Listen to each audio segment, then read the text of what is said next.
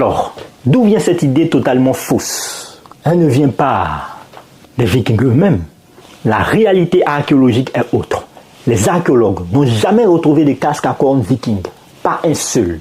Et les gravures de l'époque nous montrent en aucun cas des casques coniques ou parfois des casques avec des lunettes pour protéger les visages.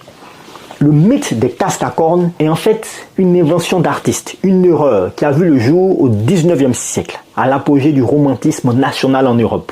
On cherchait alors à glorifier le passé mythique des peuples germaniques et scandinaves. La source la plus probable de cette image est un costumier du nom de Karl Emil Doppler. En 1876, il a conçu les costumes pour les premières productions de l'opéra de Wagner, L'Anneau du Nibelung. L'opéra était une œuvre immense, inspirée des mythes germaniques.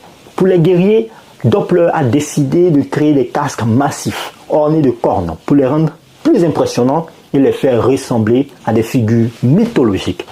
C'était une décision purement artistique, sans aucune base historique. L'opéra de Wagner a connu un succès phénoménal. Et les images de ces guerriers vikings avec leurs casques à cornes se sont répandues dans toute l'Europe.